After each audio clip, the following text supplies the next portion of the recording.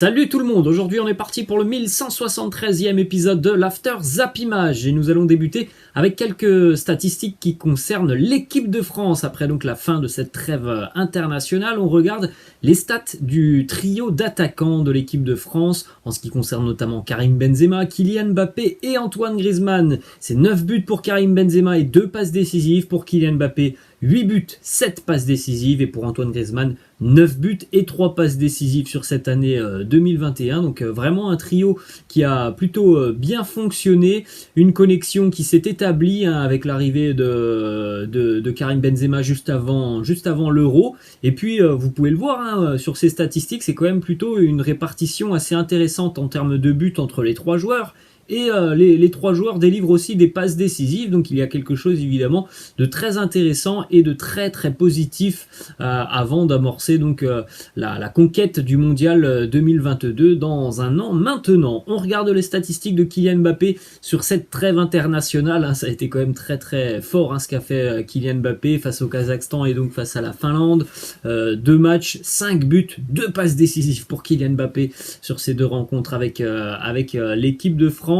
Et puis les statistiques complètes de Kylian Mbappé en 300 matchs professionnels, donc depuis le début de sa carrière, 300 matchs professionnels pour 190 buts inscrits, 93 passes décisives, tout cela à seulement 22 ans. Ensuite, une autre statistique très intéressante sur un joueur qui aussi a vécu une année exceptionnelle, surtout avec sa sélection, les Pays-Bas.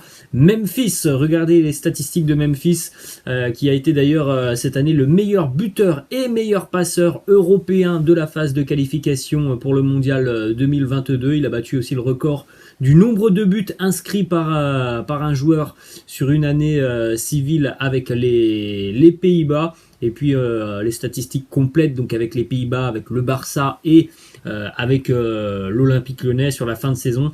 Au total, 55 matchs joués en 2021 pour Memphis, 37 buts inscrits, 18 passes décisives. Ensuite, on enchaîne avec quelques informations du côté de l'Afrique avec une petite statistique aussi qui concerne le Maroc, puisque la sélection marocaine a remporté ses 6 matchs lors de ses éliminatoires au mondial 2022. Évidemment, les Lions de l'Atlas sont donc qualifiés pour les barrages de la zone Afrique. Et c'est une première dans l'histoire des qualifications au mondial de la zone Afrique. Jamais une équipe ne s'était imposée sur ces 6 matchs. Le Maroc l'a fait avec 6 matchs, 6 victoires, 20 buts inscrits évidemment. C'est pas 20 matchs mais 20 buts inscrits pour un petit but encaissé. Ensuite, on jette un coup d'œil les amis aux têtes de série du côté du continent africain. Nous retrouverons donc en tant que tête de série le Sénégal, la Tunisie, le Maroc, l'Algérie et le Nigeria, et puis les équipes qui sont donc non tête de série, l'Égypte, le Ghana, le Cameroun, le Mali et la RDC. On pourrait donc, et on va certainement avoir de grosses affiches, et évidemment on aura évidemment de grosses sélections qui malheureusement vont tomber et ne participeront pas au mondial 2022. Ensuite, on se dirige du côté de Paris maintenant. Une petite information qui concerne Léo Messi. On a plusieurs infos sur Léo Messi. Premièrement, ça c'est une info qui nous arrive tout droit d'Argentine. Les proches de Léo Messi décrivent un joueur qui est libéré par la qualification acquise par l'Argentine pour le mondial. Léo Messi est dorénavant focus sur les prochaines échéances avec le Paris Saint-Germain. D'ailleurs, une petite déclat de Messi sur les prochaines échéances, cette fois-ci avec l'Argentine. Donc évidemment, le mondial 2022, la qualification est acquise pour l'Albiceleste. Léo Messi qui nous dit « Je veux être concentré et travailler pour atteindre les objectifs en 2022 ». Il ne reste qu'un mois et demi avant 2022 et j'aimerais terminer cette année de la meilleure façon possible et passer d'autres bons moments en France. Je viens d'atterrir à Paris, ça c'est la déclaration postée par Léo Messi sur un petit post Instagram hier. Il nous dit « Je viens d'atterrir à Paris. Il est temps de changer de focus car je veux toujours continuer à me battre pour atteindre les objectifs que nous nous sommes fixés ici au PSG. Et nous voulons rester concentrés et travailler pour y parvenir. » Toujours du côté de Paris, information qui concerne le match de ce week-end face à Nantes et puis donc l'affiche de la semaine prochaine, l'affiche très importante en Champions League, le match retour entre Manchester City et le Paris Saint-Germain. Normalement, Neymar devrait être apte pour la rencontre de Champions League la semaine prochaine. En revanche, Neymar devrait rater le match de ce week-end face au FC Nantes. Ensuite, en ce qui concerne deux retours dans le groupe parisien, et ça c'est plutôt une très bonne nouvelle du côté du PSG, Marco Verratti et Presnel Kimpembe ont effectué hier une partie de l'entraînement avec le groupe. L'optimisme est donc de mise à une semaine du choc contre Manchester City. Les deux joueurs sont en bonne voie pour retrouver le groupe et il en va de même pour Sergio Ramos. Ça sera la décision de Mauricio Pochettino d'inclure Ramos ou non dans le groupe qui va recevoir le FC Nantes ce samedi. Ensuite, on a une déclaration de Mino Raiola qui n'est ni plus ni moins que l'agent de Gigi Donnarumma et il nous parle de cette concurrence entre le portier italien et le portier costaricain Keylor Navas. Il nous dit: je pense que tout le monde sait comment cette histoire va se terminer et ça se passera très bien pour Gianluigi. Il faut un peu de patience. On pouvait se demander si Donnarumma allait avoir du temps de jeu depuis le début de saison avec le PSG, puisque Keylor Navas est quand même installé depuis quelques saisons maintenant, et surtout Keylor Navas a été très très bon. Eh bien on a vu quand même qu'en ce début d'année c'était un petit peu flou dans l'esprit de Mauricio Pochettino, qui n'a pas hésité à alterner entre Donnarumma et Keylor Navas. Direction l'Olympique Lyonnais maintenant, une déclaration hier dans l'émission Rotten sans flamme du directeur sportif de l'OL, Juninho, qui se verrait bien tout simplement arrêté à la fin de saison en tant que directeur sportif. Il nous dit: j'espère bien finir la saison et à la fin de la saison, normalement, ça sera terminé. J'ai envie de me reposer un petit peu. Entraîner, ça reste dans ma tête. J'aime le foot, le terrain, les entraînements et la tactique. Ensuite, on a une autre déclaration de Juninho sur l'une des pistes de l'Olympique Lyonnais pour le mercato hivernal. L'Iranien attaquant du Zénith Saint-Pétersbourg, Sardar Azmoun, qui a déjà été suivi sur le mercato estival. Il nous dit: Azmoun, c'est un joueur qui nous plaît énormément, à moi et à Peter. C'est plutôt un avant-centre, mais on l'a déjà vu aussi jouer du côté gauche, derrière l'attaquant ou même à deux. On ne sait pas si on sera capable de réaliser ce transfert. En tout cas, on en a très envie. Ensuite, on a une déclaration de l'entraîneur de l'AS Monaco, Niko Kovac, qui nous dit: si vous gardez tous vos joueurs, la Ligue 1 ne serait pas seulement dans le top 5, mais serait certainement le deuxième championnat en Europe.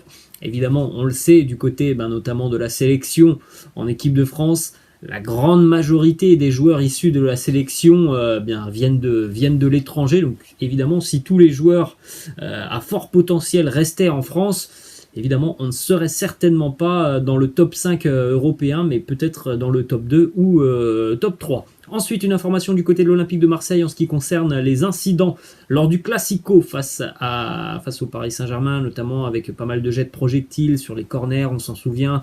L'intrusion d'un spectateur qui était allé à la rencontre de Léo Messi. Eh bien, l'Olympique de Marseille a été sanctionné d'un huis clos total pour une rencontre au Vélodrome. Alors, c'est plutôt une bonne nouvelle, on va dire, pour l'OM, on va dire ça comme ça, parce qu'on rappelle que Marseille était déjà en sursis par rapport à certains événements un petit peu plus tôt dans l'année, notamment face à Angers, face à Nice. Marseille aurait pu se voir retirer un point, donc pour le moment il n'y a pas de point retiré à l'Olympique de Marseille. En revanche, il y aura bel et bien un match à huis clos au Vélodrome. Ensuite, direction Barcelone, plusieurs déclats de Dani Alves. Premièrement, il nous dit: le vestiaire est meilleur maintenant que je suis là. Comme je l'ai dit avant, il y a beaucoup de jeunes joueurs et beaucoup d'autres joueurs qui, comme moi, ont plus de kilomètres au compteur. Tout seul, on ne peut rien faire. Mais si nous pensons que de grandes choses peuvent arriver, alors en travaillant dur, c'est possible. Ensuite, une autre déclat de Dani Alves sur son âge. Il nous dit: l'âge n'est qu'un nombre. Je ne viens pas pour passer du bon temps à Barcelone. Je viens ici pour me battre. Autre déclat de Dani Alves qui nous parle d'Ousmane Dembélé. Il nous dit: c'est un joueur exceptionnel, mais qui a besoin de comprendre à quel point il est bon et de comprendre aussi qu'il joue pour le Barça. C'est un super footballeur, il faut que lui-même y croie. Il y a une exigence qui est attendue du côté de Barcelone, on le sait. Ousmane Dembélé, on a pris conscience déjà il y a quelques mois. Alors je ne sais pas si les choses ont véritablement changé. En tout cas, on sait qu'Ousmane Dembélé a été encore un petit peu malchanceux, certainement sur ce début d'année, avec une nouvelle blessure. C'est récurrent, mais la saison passée, sur la fin de saison, il avait montré vraiment de très bonnes choses, notamment au niveau du comportement. Tout le monde avait noté un changement de comportement du côté d'Ousmane Dembélé. On poursuit avec une déclaration du président catalan Joan Laporta qui évoque un retour de Lionel Messi et Andrés Iniesta. Il nous dit: je n'exclus rien. C'est arrivé avec Dani Alves. L'âge, c'est juste un chiffre. On ne sait jamais ce qui peut arriver dans la vie. Ensuite, une autre information mercato côté catalan, Hakim Ziyech serait le plan B du Barça en cas d'échec dans le dossier Raheem Sterling. On en a parlé hier, Ziyech n'est pas forcément un titulaire indiscutable du côté de Chelsea avec Thomas Tuchel. Le Borussia Dortmund s'est déjà montré assez intéressé par Hakim Ziyech. Ensuite, du côté de l'Atlético Madrid, une mauvaise nouvelle pour les Colchoneros. Antoine Griezmann, on le rappelle, avait reçu un carton rouge face à Liverpool il y a quelques semaines en Ligue des Champions. Antoine Griezmann a écopé de 2 matchs de suspension pour ce geste malheureux sur Roberto Firmino. L'Atlético Madrid va faire appel de cette décision puisque 2 matchs c'est un peu sévère pour un carton rouge. Antoine Griezmann en tout cas manquera obligatoirement le prochain match de Champions League face à l'AC Milan. Direction le Real Madrid maintenant, une information qui concerne Luka Modric puisque le Real souhaite toujours prolonger le contrat de Luka Modric jusqu'en 2023. Le Croate est même prêt à faire des efforts financièrement pour rester au Real car il souhaite tout simplement terminer sa carrière avec le club merengue. On poursuit avec une petite information calendrier du côté du Real Madrid et ça concerne aussi l'Athletic Bilbao. Sur le mois de décembre, le Real et l'Athletic Bilbao vont jouer et le match aller et le match retour de Liga. Le 1er décembre au Bernabéu, match aller, le match qui datait de la 9e journée. Et puis le 22 décembre, 3 semaines plus tard, déjà le match retour en Liga du côté de San Mamés à Bilbao. Ce match retour a été avancé pour cause de Supercoupe d'Espagne qui se jouera au mois de janvier. Ensuite, autre info côté Real Madrid, une nouvelle blessure pour Gareth Bale qu'il a contracté durant cette trêve internationale avec le pays de Galles.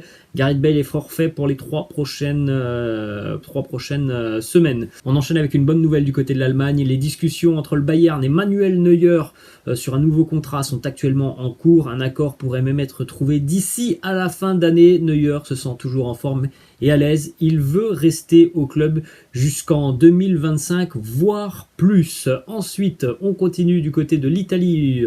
Une information qui concerne un Français très en vue d'ailleurs avec l'équipe de France, Théo Hernandez, qui devrait prochainement prolonger son contrat avec l'AC Milan. Il devrait aussi obtenir une nette revalorisation salariale et on parle d'une prolongation de contrat jusqu'en 2024 pour Théo Hernandez. Et on va terminer les amis avec une déclaration de Mino Raiola, l'agent de Paul Pogba, qui nous parle justement de l'avenir de Paul et il nous dit c'est trop tôt pour parler de la situation contractuelle de Pogba. Nous verrons ce qu'il se passe, mais je ne peux pas empêcher une équipe de rêver de Paul. On rappelle, il n'y a toujours pas de prolongation avec les Red Devils de Manchester United. On a quand même bien l'impression que Paul Pogba est en train de jouer et de vivre certainement ses derniers mois d'ici au mercato estival avec les Red Devils. Voilà les amis, la fin de cet After Zappimage. J'espère que ça vous a plu. N'hésitez pas comme d'habitude à lâcher un petit pouce bleu. Je vous laisse. Je vous dis à la prochaine. Ciao.